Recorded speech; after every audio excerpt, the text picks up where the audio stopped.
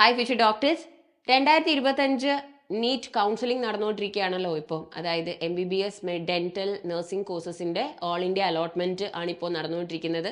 അപ്പോൾ initially MCC ഒരു date announce ചെയ്തിരുന്നു. അതായത് ഫസ്റ്റ് കൗൺസിലിംഗിന്റെ റിസൾട്ട്സ് വരിക, ഫൈനൽ റിസൾട്ട് വരുന്നത് 9th ഓഗസ്റ്റോടെ ആയിരിക്കും. അപ്പോൾ August 18th വരെ ആയിരിക്കും നിങ്ങൾക്ക് കോളേജിൽ പോകാനും റിപ്പോർട്ട് ചെയ്യാനും അഡ്മിഷൻ പേ ചെയ്യാനൊക്കെ ടൈം ഉണ്ടാകുന്നുള്ളത്. പക്ഷേ ഇപ്പോൾ നമുക്ക് ഫൈനൽ റിസൾട്ട് വന്നിരിക്കുന്നത് തന്നെ 13th ഓഗസ്റ്റ് ആണ്. ഈ ഒരു സമയത്തോടെയാണ് വരുന്നത്. So that means dates R extended. അപ്പോൾ ഇനി റൗണ്ട് 2 വെയിറ്റ് ചെയ്യുന്നവർക്ക് ഇനി സമയമുണ്ട്. മിസ് ഇപ്പോൾ വന്നത് കുറേ കുട്ടികൾ മെസ്സേജ് അയച്ചും ഒക്കെ ചോദിക്കുന്നുണ്ട് ഈ ഫസ്റ്റ് റൗണ്ടിൽ കിട്ടിയ കുട്ടികളുടെ കാര്യം.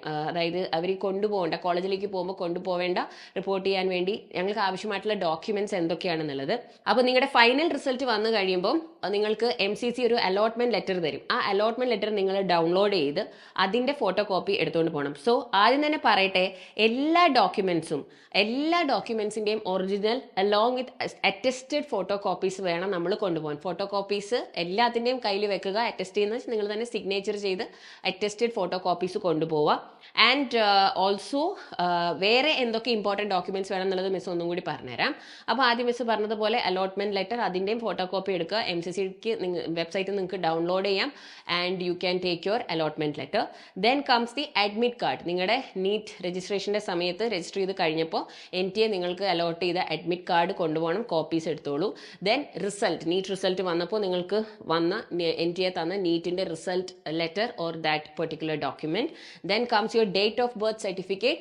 അതിപ്പം നിങ്ങൾക്ക് ബർത്ത് സർട്ടിഫിക്കറ്റ് ക്യാരി ചെയ്യാം, പക്ഷേ നിങ്ങളുടെ 10th 12th മാർക്സ് കാർഡ് എന്താണെങ്കിലും കൊണ്ടുപോകണം. അതിൽ ഡേറ്റ് ഇല്ലെങ്കിലാണ് അഡീഷണൽ ആയിട്ട് ചോദിക്കുക. പക്ഷെ നമ്മുടെ ഫോമാറ്റ് വെച്ചിട്ട് അതിൽ ഓൾറെഡി ഡേറ്റ് ഓഫ് ബർത്ത് ഉണ്ട്. അപ്പോൾ അതിൻ്റെ ഒരു റിക്വയർമെന്റ് വരില്ല. പിന്നെ class 10th certificate, class 10th mark sheet, class 12th certificate, that is a mark sheet.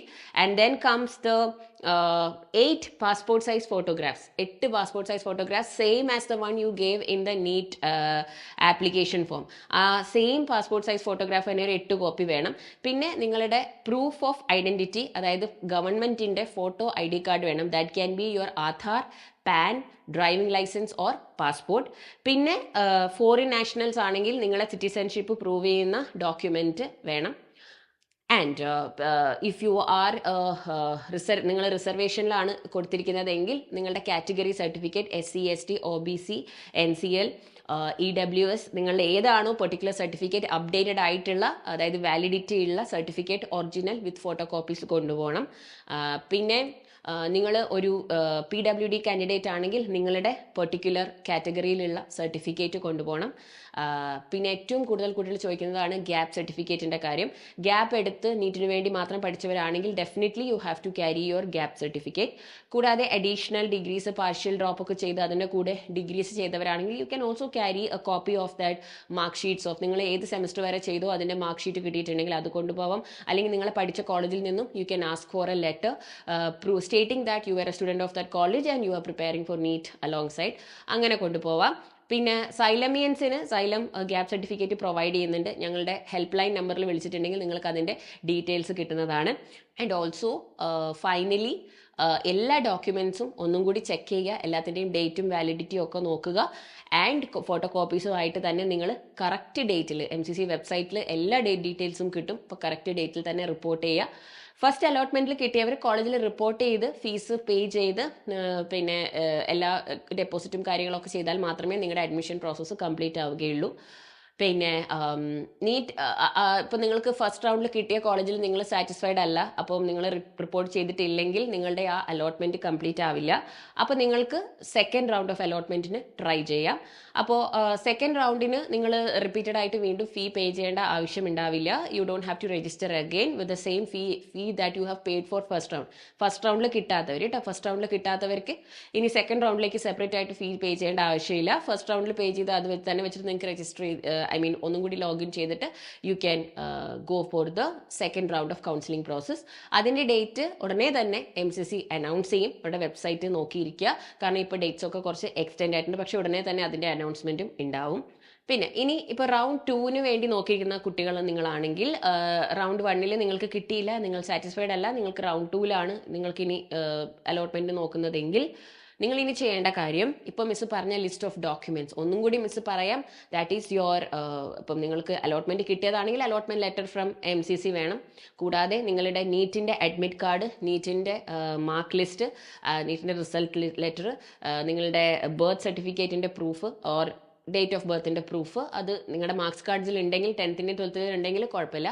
Class 10th marks card, class 12th marks card, then you should carry 8 passport size photographs, the same one you have given in the NEET application form.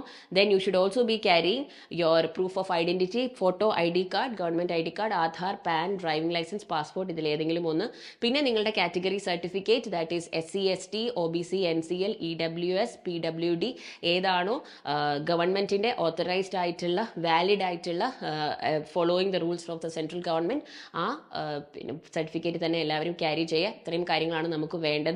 പിന്നെ miss പറഞ്ഞത് second റൗണ്ടിലേക്ക് നിങ്ങൾ പോകുമ്പോൾ ഇപ്പം നിങ്ങൾക്ക് date വന്നിട്ടില്ല, അപ്പോൾ second റൗണ്ടിലേക്ക് പോകാനുള്ള മക്കൾ ഈ പറഞ്ഞ ഡോക്യുമെന്റ്സ് ഒക്കെ നിങ്ങൾക്ക് ഉണ്ടോ എന്നുള്ളതൊന്ന് വെരിഫൈ ചെയ്യുക. ഏതെങ്കിലും ഇല്ലെങ്കിൽ അതിനുള്ള അറേഞ്ച്മെന്റ്സ് ഉടനെ തന്നെ ചെയ്യുക, അപ്ലൈ ചെയ്യുക. പെട്ടെന്ന് തന്നെ ഡോക്യുമെന്റ്സ് ഒക്കെ റെഡിയാക്കി വെക്കുക. ലാസ്റ്റ് മിനിറ്റ് റഷുകൾ ഒഴിവാക്കാനാണ് ഇത്. പിന്നെ ഇനി നിങ്ങൾ ചെയ്യേണ്ട കാര്യം, നിങ്ങൾ ഓൾറെഡി കൊടുത്ത ലിസ്റ്റ് ഓഫ് കോളേജസിൽ നിങ്ങൾക്ക് കിട്ടിയിട്ടില്ലെങ്കിൽ please rework on your list of colleges. Choice ഫില്ലിങ്ങിന് ഉടനെ തന്നെ സമയം വരും.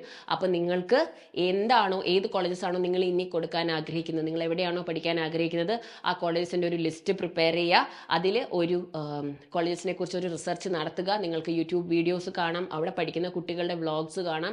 U can see all of that and get an idea.